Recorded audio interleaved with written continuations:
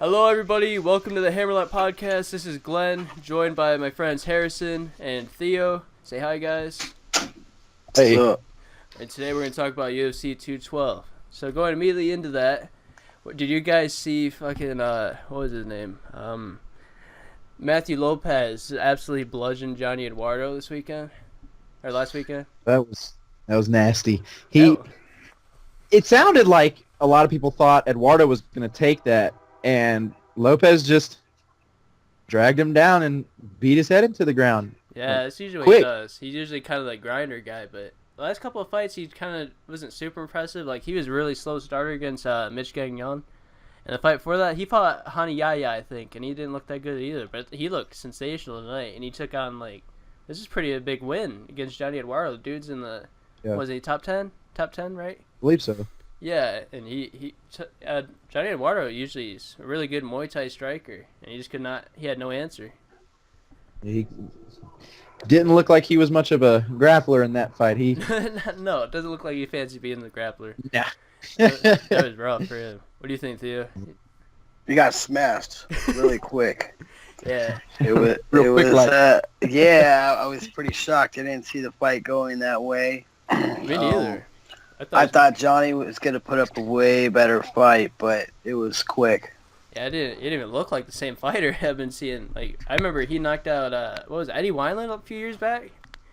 Yeah, 2014 I believe. Yeah. Eddie Wineland's pretty tough too. Yeah, Eddie Wineland. I think that's the first time he got KO'd KO'd. I mean, he got TKO'd against Head and Brow, but that was more like a glancing blow. But this is Yeah. I mean, he just dismantled him. He was on that Looking for a Fight show, wasn't he? I'm not sure. Oh, you don't really watch it, Looking for a Fight?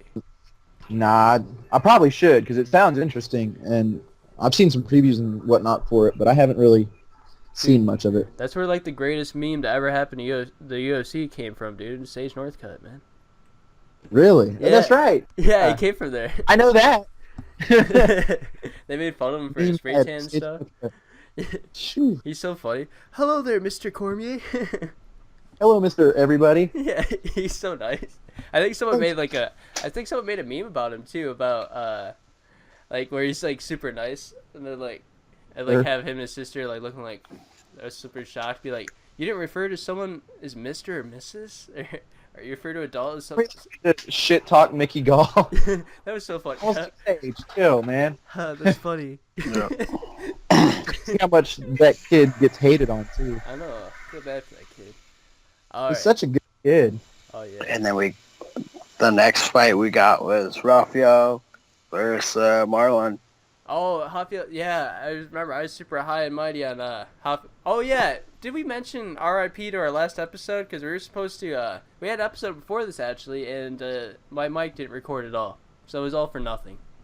But all for nothing. But if you guys weren't there for that private conversation, I was very high in Marlon Moraes because he came from World Series of Fighting, and he was killing everyone, dude. He was like their Anderson Silva. He was like their biggest draw, and I don't know. He didn't look that good.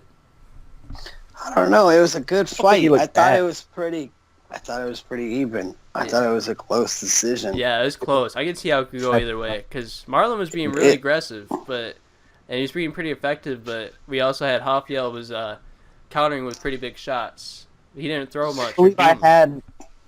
I believe in that, the episode that we didn't release, I had a Sunsow winning by decision, I believe. Yeah. Yep. Yeah, I had That Sunsow winning by decision. I was the only one that was wrong. But it was a super close fight, and he was lighting, like you said, Glenn. He was lighting up. He was lighting a Sunsow up with leg kicks. Yeah, it He was. Sunsow His leg kicks kept were walking vicious. into him. Yeah.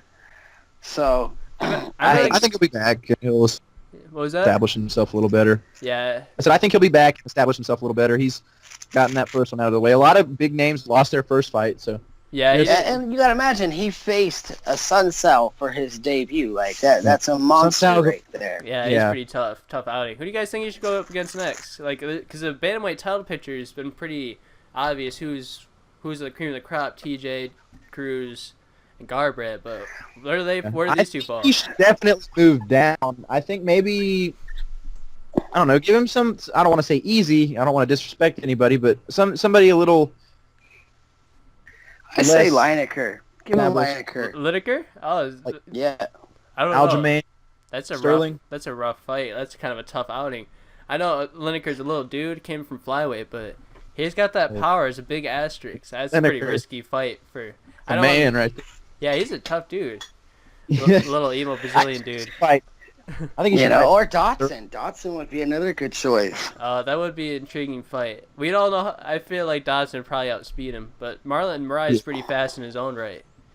But I don't know. Yeah, but Marlon proved himself. He went against, Rafael, and he did amazing. It was a pretty even fight. Like, it's not like Rafael dominated him or won, by a big margin.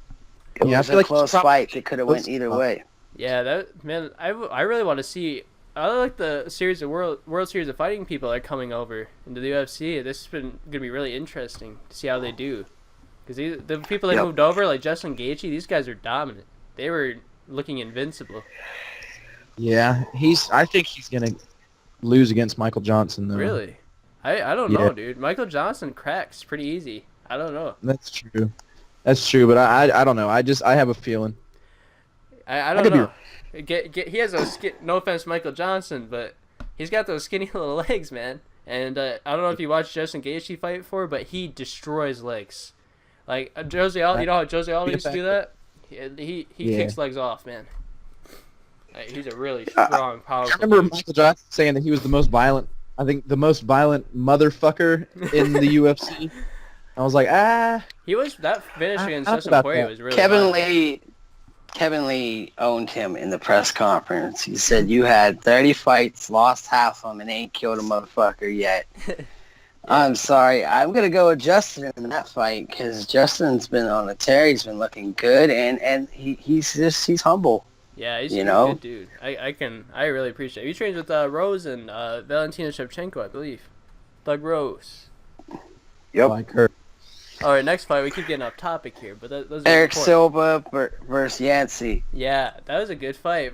My homeboy Yancy Madera. Well, he's not my homeboy. He trained at the same headquarters of my jiu-jitsu gym.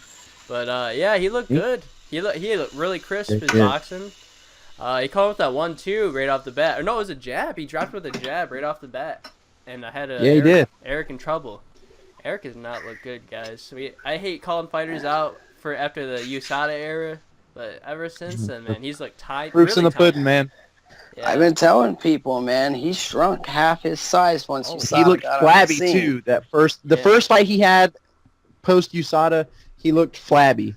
Yeah, he didn't look good. I remember that. There was a big deal about that. His body did not look the same, and it wasn't just that he was smaller. He just didn't look as muscular. he went from being he was shredded for a long time. Like he was shredded. Yeah, he looked like a damn beast. He was a monster, and then out of nowhere, USADA got on the scene, and his body shrunk. He got skinny and fat. Yeah. He got fat. He doesn't look that explosive anymore either. I mean, I can't really attribute that to USADA necessarily, but he's not looking explosive as he used to.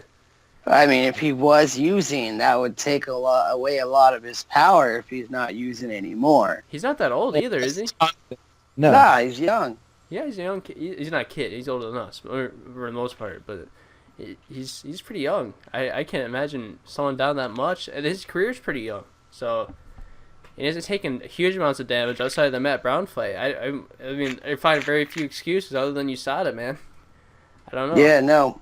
But Yancey was boxing him up, the whole fight. Yancey was landing clean combinations, and Eric, he just couldn't get on point, and Yancey was always one step ahead, just piecing him up. Yeah, he hammered him. He hammered with that hook when he was coming in. Oh, a lot of people say it was too early. Yeah. Some people say it was too early to stop. I don't think it was early. He was just going to keep getting He wasn't moving. He hammered on. It was kind of like that. Well, no, he sat up. He was trying to... I feel like it might have been a little early, but it was still a good call. Yeah, I feel like a little soon. Yeah, I feel like the ref definitely made the right decision, and people give the refs a lot of shit, but it's a split second thing. Yeah. If you feel like that guy's not going to recover, step in. And there was another fight on that card where a guy just took an unbelievable amount of punishment before that fight was stopped. I don't remember who it was, but it was bad. I was just sitting there yelling, he "Stop took the 32 fight." unanswered punches. 30 I counted on that fight. He What took fight was 32. I'm trying to remember. Was it? I'm going through it now real quick. While he's looking for that, I don't think it was early. I don't, because he was not moving. Like, usually when fighters are recovered pretty quick, they usually shift right to that takedown, but he didn't. He was laying there with his arms out, stretched, while he's getting his face back. And these weren't just little tiny shots. You know, like when people get the adrenaline going and they start raining down like 5-10 punches. These were all big strikes he was landing. Yancey was. I mean, like I said, I don't even know that it's right to call it an early stoppage. I just, like I said, I feel like it was a good call. It just maybe could have gone on a little bit longer. Yeah, maybe I don't know. Maybe a couple of seconds, but even then, it's just what's another 5 punches to their head? That's just something that doesn't need to happen. Yeah. I feel like it would be asinine to question the decision of the referee, but yeah, I feel It like might it have might be been- like a second too early. But you know, It might have been the Eduardo fight that was 32 unanswered punches. that was for sure. I can't believe I forgot. Yeah, it was that one because he was just laying. It was. Everyone was Yeah, everyone he mad was about laying the there. stopper. Yeah, because he sat there and got 32 punches that were unanswered. it was bad. And I just remember looking at the ref. Like the ref was just standing there, watching it happen, and I was like, "Dude, this fight's over. Stop it." Yeah, it's so hard to be a ref because sometimes you get those really tough dudes. Like, remember that fight with Mark Hunt and Stipe? That was ungodly amounts of punishment. And that third round, I think it was like over 100 strikes, and like Yeah, that- Mark Hunt was getting fucking ruined in that fight. He lost some brain cells. Oh, definitely. It's heard- hard. It's so hard I to heard call somebody sometimes. say I heard somebody say that Stipe was laying praying against Mark Hunt, and I was like, Yeah, a little bit. that's not true. But they're slow, methodical strikes. But it was constant, non-stop strikes. That's not like the John Fitch or GSPs where they don't do really much of anything for a while. It was non-stop. Snuggle. Yeah, it was like, yeah, a struggle. This is more of an aggressive cuddle. Yeah.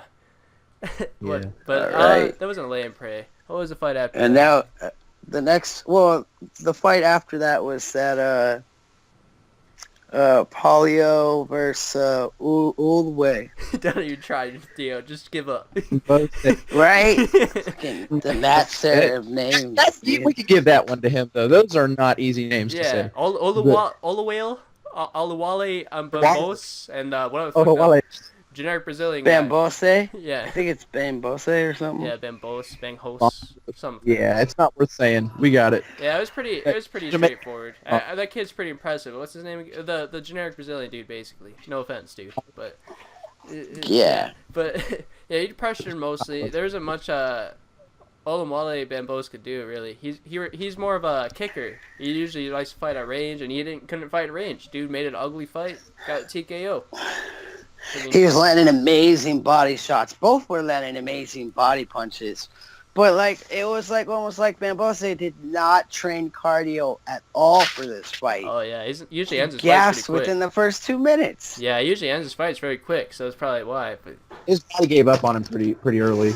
do you guys think he should stay in the UFC? He's only had Yeah. if you think of it realistically, he's only had. Yeah, of course. One I win. think he needs to work on his cardio, but he's got amazing kicks. He's aggressive. He finishes. Yeah. I think right now he's 1-3 in the Yeah. UFC. I Good. think if he doesn't win his next fight, he's got to go. And that kick, I was turned me into a fan after he knocked out Daniel Sarafian. That was a good kick. If you guys remember, he did his weird Yeah. karate kid shit, it's like to fake him out, and then he landed a switch kick, I believe. It was beautiful, dude. Hammered. I don't know. He just sometimes if he can't get it off though, he loses. So it's just kind of disappointing because he's a fun fighter to watch. But Yep. it was a pretty straightforward fight in my eyes. And then next fight, if you want to call it that, was Gadela versus Kavalkovich. No, you're missing Vitor and Nate. Oh man, I don't want to talk about that fight. Fuck that fight. That was rigged. How could we not? It was rigged. The whole fight was bullshit. Yeah, I Vitor know. lost clearly. I know, it makes me Yeah. mad. I hate that. I hate when people go to Brazil. I really do. It's not fair. I know it's like, It's unsafe. It's ugh. it's a risk going down to Brazil and not knowing if you can finish somebody because Yeah. I don't want to say that it's fixed, but it is definitely biased. It's about as close to It fixed as you can seemed so fucking rigged at that point.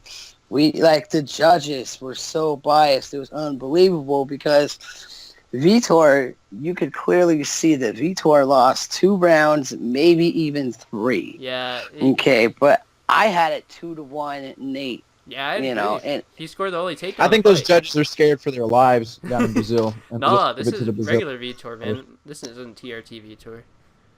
I think they're scared of the Brazilian people and the way they handle it because Vitor's a legend. Yeah. You know, that's Yeah. why I in that That- car that I whole said after I watched the Vitor fight, I was like, Max needs to finish Aldo because no matter how dominant he is in the Aldo fight, if he doesn't finish, he's going to lose by decision. Yeah. I said the same thing. So They very rarely get it right.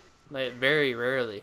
Like, but Vitor led a few good flurries, but that's not enough to justify. What was No. the score? He landed And I like was 2 so kicks and saying- I think 2 good combinations that fight with a couple uppercuts. Yeah, but there wasn't not yeah, enough. I remember saying that Vitor did just enough to for the judges to be like okay with themselves saying that Vitor won it. And not that I thought that Vitor won, but I feel like Vitor did just enough for the judges to say that. And obviously, a lot of people questioned it, but Shit, one judge gave it 30-27 to Vitor, and I was like, what the fuck was that judge smoking? No shit, man. Like, really? 30-27. You cannot. He scored the only How do you takedown of the give fight. Vitor any way? How do you give him in any way, in any world? How do you give Vitor round 1 at all? Brazil? Exactly. It's I hate that. That's not even fair, man. Like, that's so ridiculous. Think of all the careers that have been tarnished by going to Brazil and losing by some bullshit decision, like even TJ Dillashaw in the Holyfield on Sunset. He easily won 2 rounds in that fight, and he has that losses record forever. It was a fight I feel he won. There's plenty more than that, but that's one that sticks out in my mind. It doesn't matter because he went on to dominate the division for a while, but man. I don't know. And now the Aldo versus Mendez 2 was in Las Vegas, right? I thought it was in Brazil. Was it? I'm not sure. I thought it was in Brazil too, but I'm not positive on that. Let me fact check you on that one. I don't remember either. I think was it UFC 176? I feel like it was in Las Vegas.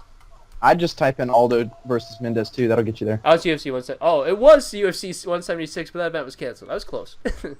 Let me check. Good F. I think it was in Brazil. I'm about 99% sure it was in Brazil. Pretty confident. Let me check. But no, that fight with Vitor versus Markar was very disappointing. It wasn't really that exciting either. I didn't think he won that fight. I remember Aldo saying that Mendez was a shit. Yeah, it was in Brazil. Yeah, it was in Brazil. Yeah, I just found it too.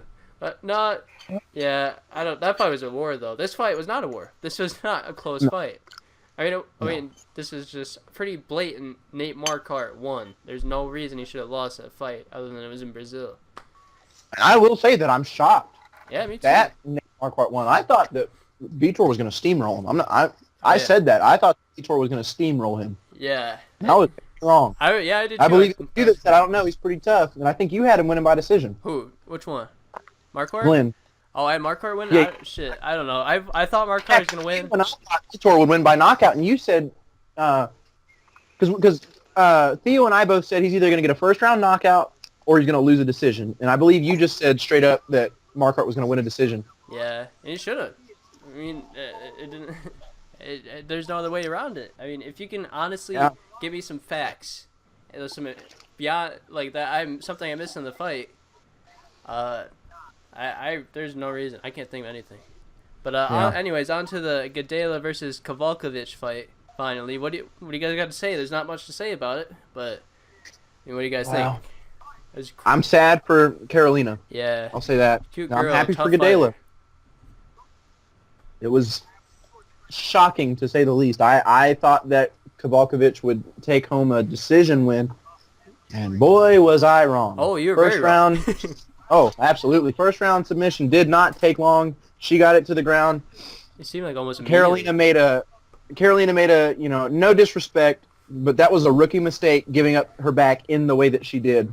Well, I mean, I can see how she sat did it. straight up. I can see how she did it because, like, she has not been going against the elite of the grappling world. Claudia is one of the best. Like, I don't remember what. Oh, absolutely. Like, she's won in major grappling championships many times. That's someone you don't give your back up against. That's just like she's no joke. That's just like muscle memory there. I mean, sometimes you can get away with it every once in a while. You know, get that stand up. But even then, you have to do it technically. She didn't do it technically. She just tried to stand straight up. And then like just like stand straight up. It was weird. Yeah. I was like, "What are you? Oh, no! What are you doing?" And then she rolled her over, and then Claudia got her first finish in the UFC. That is very clean too. That's a shock, perfect technique with it. I mean, quick, fast. I was shocked. I really think she would do great. And who better to do it against than somebody like Karolina Kowalkiewicz? I don't remember if I think I said this in that secret episode, the lost episode.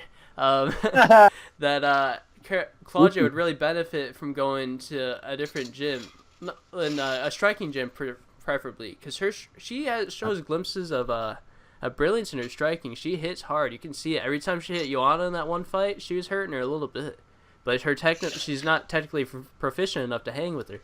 And I think if she won that fight got me. The way her performance against Kowalkiewicz has me interested in her fighting Jędrzejczyk again, but I feel like Jędrzejczyk might have already jumped that curb. You know what I mean? And because you look at how she did against Penny, she lost that first round, and then it was JJ all day. What fight was that? Against Andrade. Oh, I was gonna say. I thought you said Penny. I was like, are you kidding me? I think I did. Excuse me. Sorry. There's no way. I meant Andrade.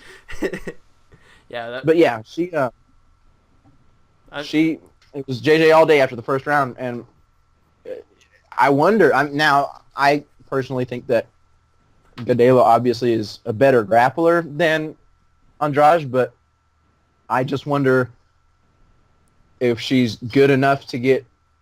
Really, it's kind of just where's her cardio at, because we didn't get to see that. Oh yeah.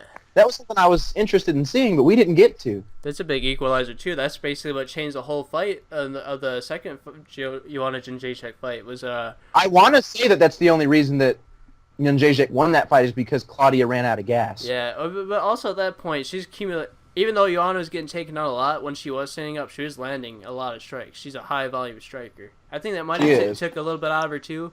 But a huge factor was Claudia's cardio. Claudia, my bad. Brazil. Anyways, clean cut. So now, I think the next thing Claudia should do is it's really good because she said she doesn't want to fight Joanna again, not anytime soon. You know, because they asked if she wanted a title shot. But I think this is good because now this leaves open the door. Like there's no one really left for Claudia at that weight class. And they're about to open up the 125 weight class. I think this opens up a perfect time for Claudia to become a 125 champion. I agree, I kind of slightly disagree because there's Thug Rose, man. As a fan of Thug Rose, I'd love to see her get one more fight just for development, just one more little test. And I think Claudia is a perfect test. I think Thug Rose or Huckleberry.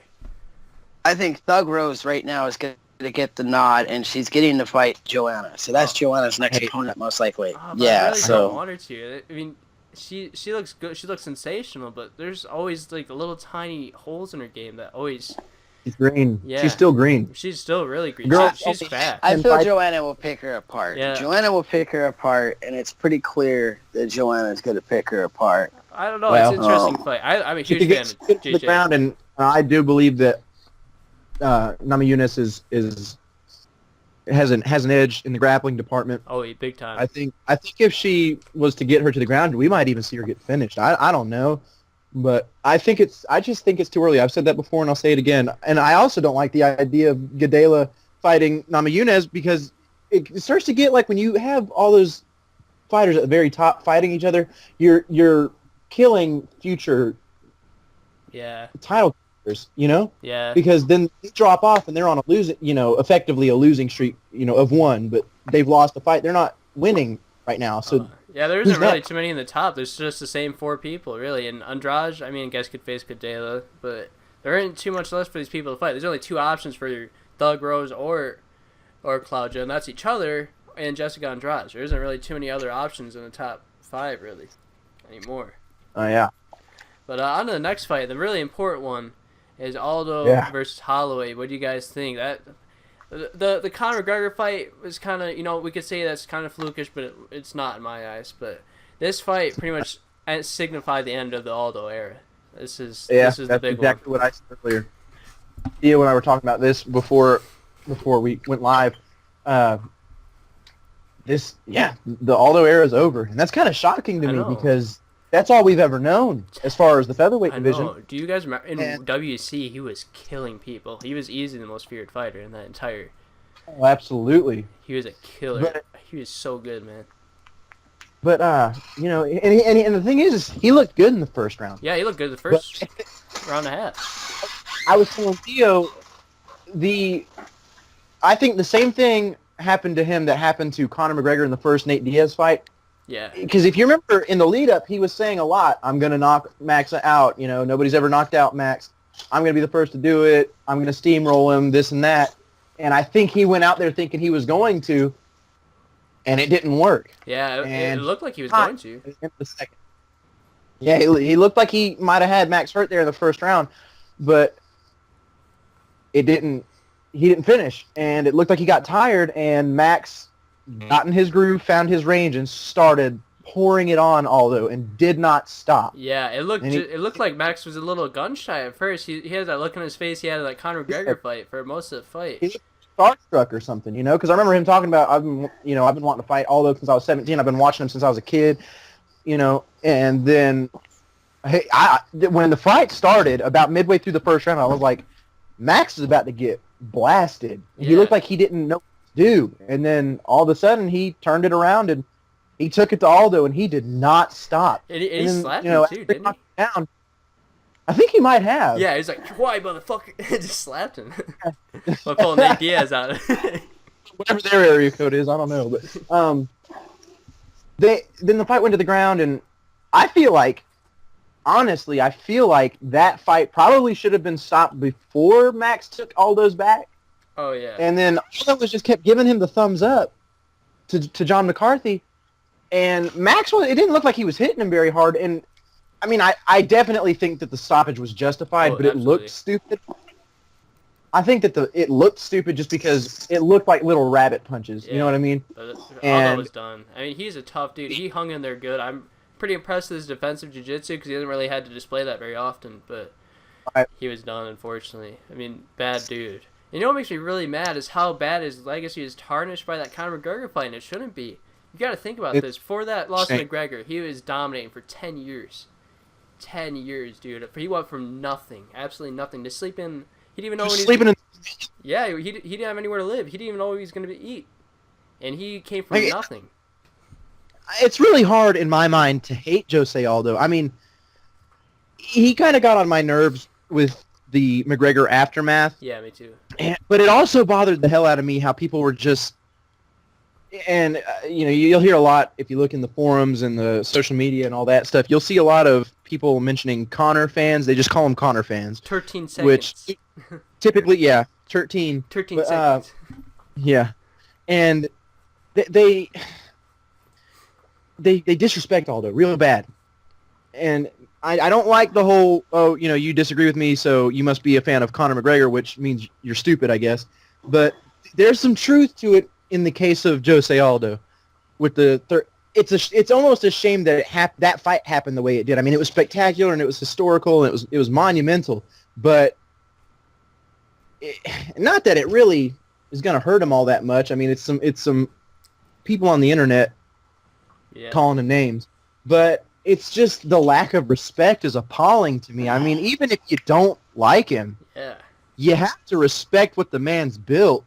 Of course, dude, he's dominated an entire division. Like, that was unheard of for a while. Like, besides Anderson Silva. Yeah. What do you think, Theo? Do you think what do you think of that, man? We all know that I'm a huge Aldo hater, and I have been an Aldo hater since the Chad Mendes first fight, and then I got even more to hating him after the Chad Mendes second fight. He cheated in both fights, got away with it. That's fine. It's in the history. But I got into a couple of debates with people in the discussion group because a lot of people were talking a lot of trash about Aldo in this fight, saying he didn't look good. And I thought, as an Aldo hitter, I thought he looked amazing. His combinations were clean. He had powerful punches. He had quick. His punches were coming so fast and so clean. Yeah, so explosive. Too. I was really impressed with Aldo in this fight. I thought he did amazing. I think he did gas out, trying to knock Max out, and I think he started to gas during the second round. But I think second round is debatable on who won. I think the first half of the round, Aldo was winning. Second half of the round, Max started to get in his groove and started, slapping Aldo around. And then the third round, I believe, was all Max. So, Oh yeah, Alex, huge. Yeah, it was all Max. Yeah, he was starting to find his rhythm, and he was finding his reach, and he rocked him, and then on the ground he rocked him again and stiffened him. So Aldo kind of got rocked twice in that third round, went out almost twice. Yeah. And then Max pulled out what I call the Roy Nelson, where you baby tap the head and you just look at the ref and you're like, when are you going to stop this? Because Roy Nelson's the one who made that kind of famous, where you just lay there and you just tap them on their head. You're not even really doing damage at that point. You're just like, you going to stop this? I'm just going to keep tapping them. I'm going to keep... Yeah. Bless his heart. Yeah, man. Yeah, Jose Aldo's I believe that for was his all own good for that fight, man. And, he contested the stoppage, but I have a lot of respect for Andre Pederneiras because he went on a radio show. I saw this on the news. He had an interview on the radio, and he said, no, I think that stoppage definitely was justified. I think Aldo was still out of it when he was saying, hey, what the fuck? I'm still fine. He said, I think he was still out of it. He said, I think Max would have hunted him down and finished him later in the fight, even if he had gotten up. Yeah, I have to agree. Yeah. And he also explained why he didn't throw leg kicks that fight either, because he didn't throw really many at all. Like, I don't think he threw one. Now I think about it, didn't he explain that? I remember reading it, but you probably remember better than I do.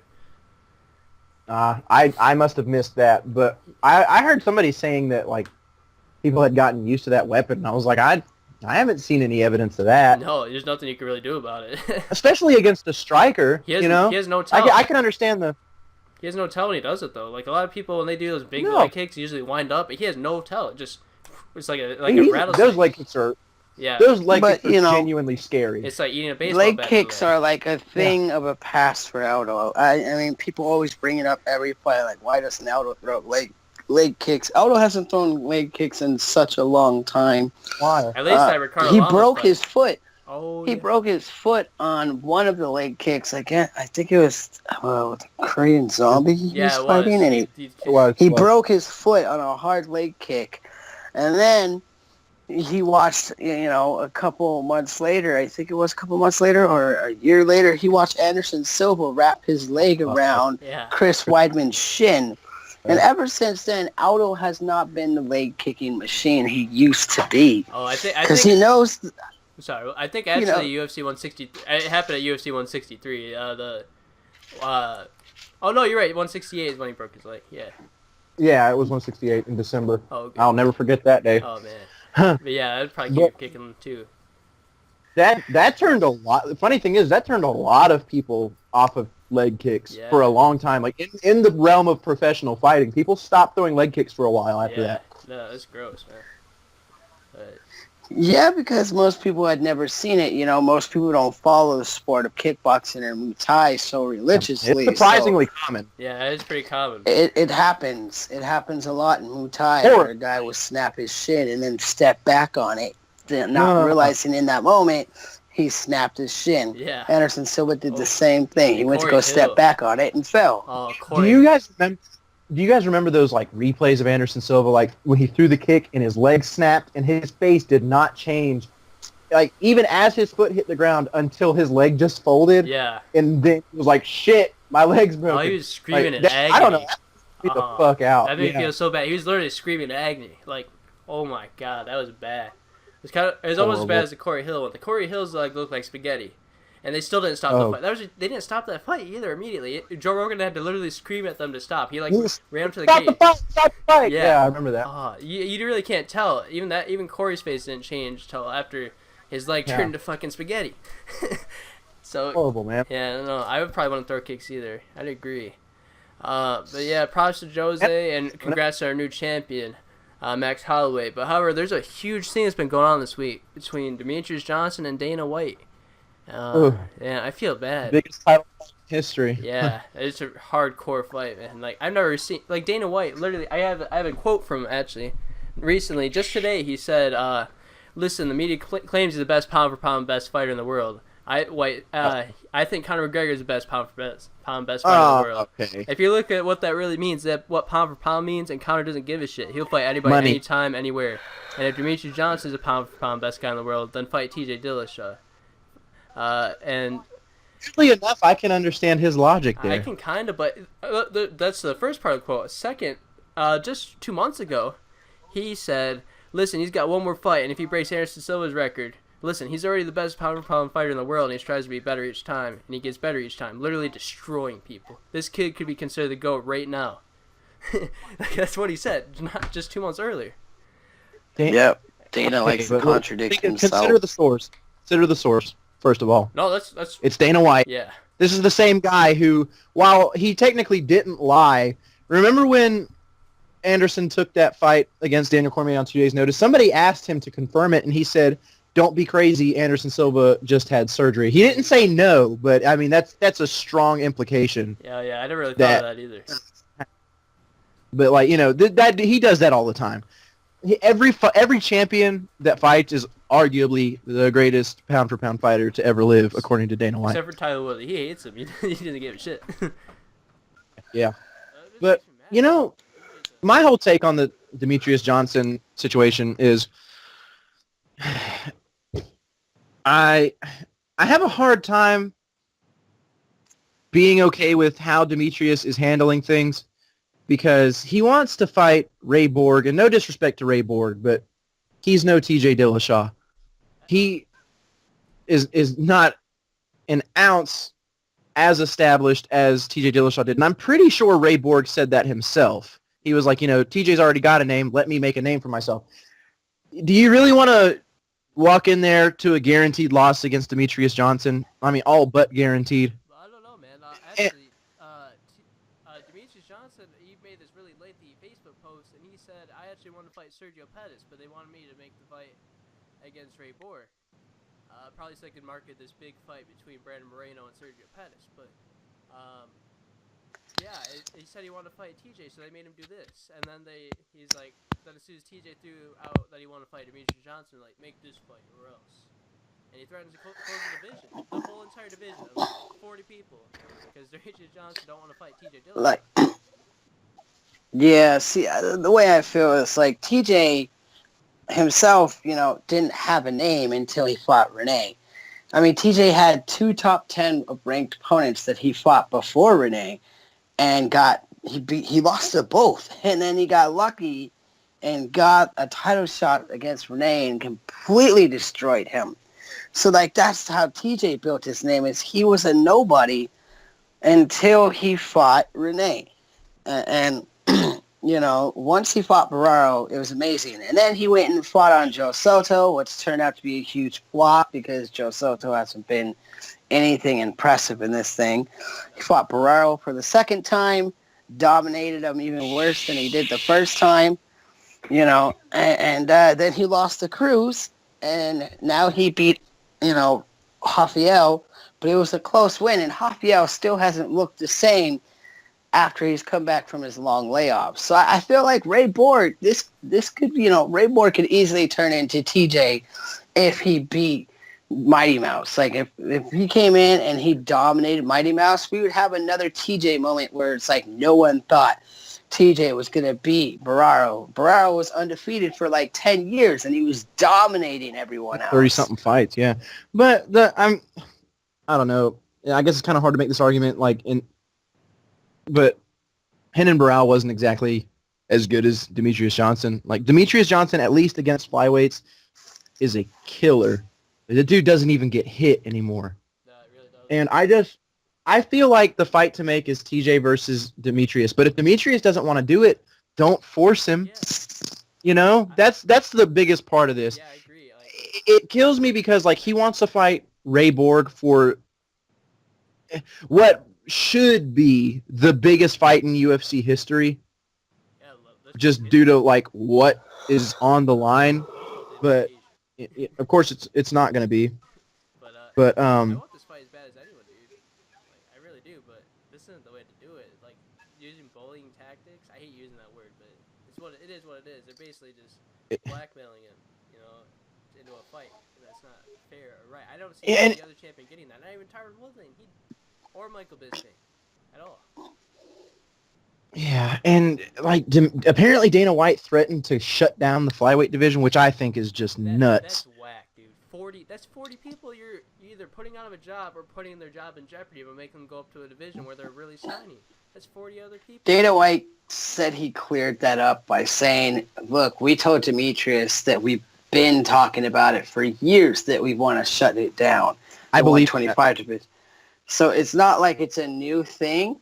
It's just Dana White re-brought it back up that you're like, we're still discussing this. It's not even a for sure thing. And they've been discussing it, I guess, for the last couple of years with Zofa. And I don't know. Well, I think that, like, I believe that because the flyweight division, at least money-wise, is a failure. But that's their fault. And the UFC, do what? That's the UFC's fault. They don't even remotely advertise them. Not even they Not advertise anymore. They never did, though. Like, in the beginning, they did one thing where they had a tournament to just find out who's going to fight for the championship, the inaugural. And since then, they have not marketed them once. Not once. I'm not seeing barely any ads for any fights, even when there's, like, a headliner with the flyweights. Other than this clash of, like, superstar, or, like, up-and-comers, like, between Sergio Pettis and Brandon Moreno, I haven't seen one advertisement. Not even, this is, like, only the third main event. Like, or at least with the second, two different flyweight fighters, that's not Demetrious Johnson, that's headlining a card. They don't give a shit about them, and they don't promote them. So, of course, they're not going to sell well. No one's going to give a shit about them. It does keep losing its stars, though. That's another thing. Like, it's hard to market that division, too. I mean, it kind of is, but there's so division to market. They got plenty of stars they could easily make, though, because there's plenty of fun fights. Like Tim Elliott, Sergio Pettis, Joseph Benavidez sometimes, Henry Cejudo, sometimes Henry Cejudo. There's lots of. I think isn't Henry and Joseph out right now on injury? They both Yeah, they're both out. Didn't Henry just get pulled? Yeah, they just got pulled. Henry just got pulled from his fight. Joseph Benavidez is supposed to fight Ben Gwynn tonight, and Tim Elliott, who we just mentioned, got pulled. Yeah, Tim Elliott is fighting him tonight. Oh, we're a little late with this podcast, by the way. But yeah.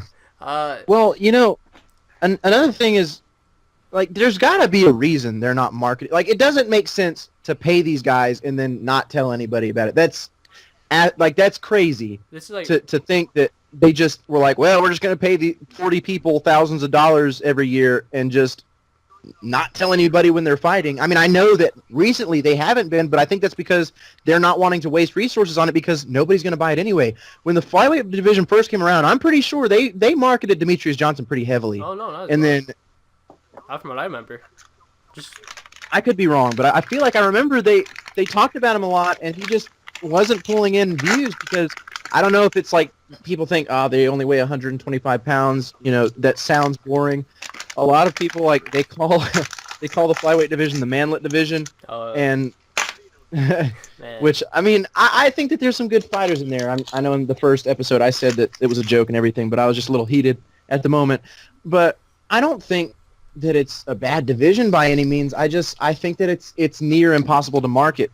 And Dana White, say what you will about him, that man is good at what he does. Yeah, I'll give him that. But yeah, I mean, BJ Penn. Sorry, bro. I mean, but BJ Penn, man, he literally. They were gonna get rid of the lightweight division too, the lightweight one, but they had BJ Penn, and they kept him just for BJ Penn, and he pretty much saved the entire the lightweight division. Well, I mean, there's plenty of fun fighters in. And now the lightweight division, I think, is the top two divisions. And they actually started marketing it more once BJ was there, but they're not marketing DJ, and he's really good. He's not boring at all. Have you guys remember a boring fight he's been in since he became the champ? Like a realistically boring fight where he didn't dominate him or do something cool or show a unique skill set. I don't know. Tim Elliott fight. Oh yeah, never mind. That was a forward. hard fight though. Bordered on boring. It was fun, but it bordered on boring at times. Yeah. But it was still. I was entertained. I was kind of just salty the whole time because I'm such a big Anderson Silva fan. But yeah. I mean, he's fun to watch, and he seems like he's actually like genuinely like a good guy. Yeah. But there has to be a reason that like Dana White doesn't do shit for no reason. There's got to be a reason that he doesn't want to market the flyweight division. I don't know, man. And I believe that it's because it just doesn't make money. I don't know. Even the matchups don't make sense, dude. In the flyweight division. Yeah. Sorry to keep it cutting you off. I'm really passionate about the subject as a little guy myself. But they don't make good. They'll put like top contenders like Joseph Benavidez against people that aren't even ranked. And then if, say, that ranked person wins, they get into the top 5, but they're not ready, clearly. And then they lose to some random bum off the street. And then that ruins the rest of the division. It's a mess. The division's a fucking mess. And even when the up-and-comers, like Brandon Moreno, he's been doing fine. But, like Sergio Pettis even, they throw him weird fights. And he lost to Ryan Benoit. I don't think he was ranked at the time, though. But he got knocked out, and that threw his course off. Who else? I can name bunches of people that just got knocked out the top of the division because of some random fight, and then they lose, and it's all for naught. The division's fucked, and it's all the UFC's fault. It's not the fighters' fault. They've been doing pretty good. It's just they don't give a shit about the division. I mean, they're just doing their job. They can't help how big they are and shit like that. Just doing what they can. I agree with that. I almost would like to see the flyweight division. I was thinking about this earlier. Really, like, scary situation. Yeah. But so let's say that they do shut down the flyweight division, and it gets dispersed across different, organizations.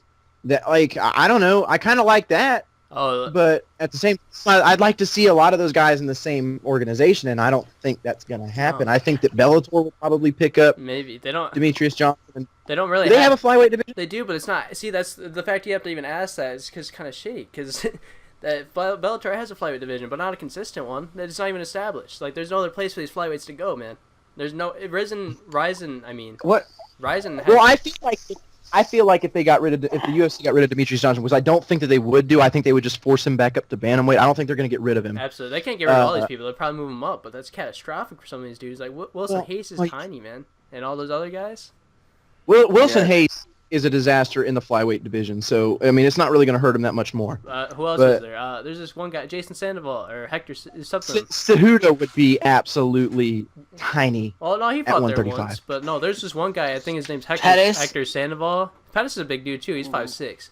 I'm talking like the absolute tiniest ones, like Hector Sandoval. He's like 5'1". And little. I think the flyweight needs like a Conor McGregor to come in because if we remember correctly, at the time when Conor started to come into 145, 145 weight was a little stale at that point. Like Jose was just dominating everybody. Like there was no one left for Jose at 145. Conor comes in. He really was the savior of the featherweight division. He brought life back into it. That's all. I mean, Jose was so far ahead of everyone. He was light years ahead of all his competition. And then, like, Conor just brought life back into that division and made everyone interested in it again, and it was good because at the time, Max Holloway was on the rise, and, like, a lot of these other stars that were coming up, they were on the rise, like, so now it's like the 145 division is now alive again and people are interested because you got so many stars in it. Yeah. That people are like, this is an amazing. It's becoming a good division again. You got so many badass up-and-comers coming up in 145. And this is what I think 125 needs. It needs somebody like a Conor McGregor figure to come in and spice it up. Yeah, trash talk, whether people want to admit it or not, it's exciting. It makes people turn in. People talking. It really does to make things exciting. And there's not too many of those. Ian McCall kind of talks shit in here and there, but he never fights, unfortunately, for that guy. Badass fighter. That dude pulls out like 6 fights in a row. I mean, it sucks. He has not had good luck. But he's a really marketable guy, a really likable guy, but he's not, can't fight, unfortunately. And unfortunately, he's been fighting for over almost 20 years, and he's probably... Uncle Creepy, his body's falling apart. Uncle Creepy is just...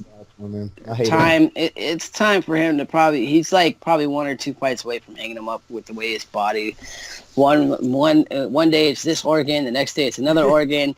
He can't close a fist. Like, he can't close his fist. I know, he almost died. Like, when you It's can't bad. close your hand, like, you're fucked. Yeah, I mean, there's so much, Yeah. and there's not really that many stars. I mean, Brandon Moreno, people are really taking a liking to him, which I wasn't expecting. He was like the voted Yeah, the worst guy exactly. on the last season of Tough, and He didn't do good on Tough Enough, and then he came in and smoked 2 top-ranked opponents, Yeah. and I was like, holy shit. I think he might be the I think saving that's grace. another problem with the flyweight division. I feel like that's another problem with the flyweight division, and like we kind of talked about that earlier. You know, like with people getting a win over like a moderate, you know, like moderately big name, and then losing to some random.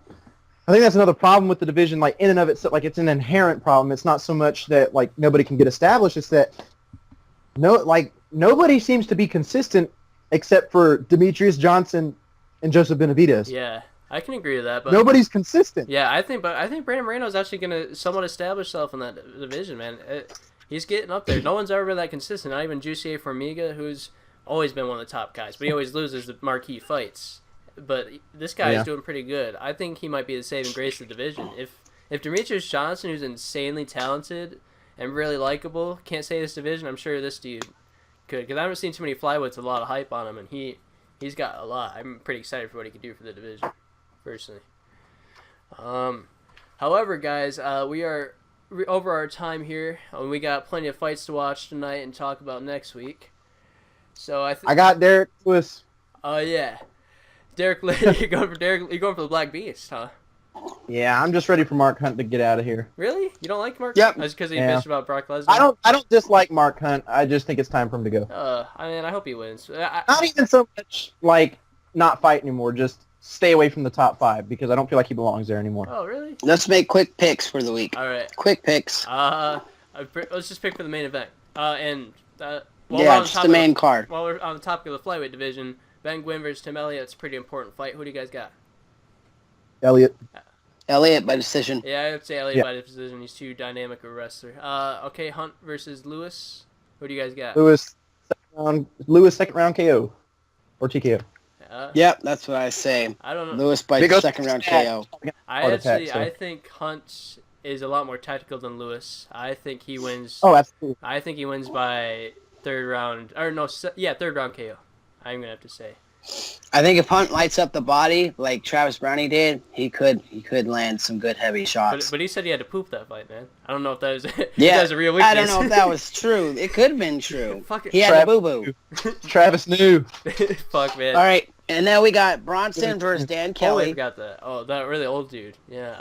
I don't know. I think Bronson's too athletic, too quick, too overall skilled for. Kelly's coming off a win off Rashad just now. He owned Rashad the whole fight. Yeah. Rashad's overrated.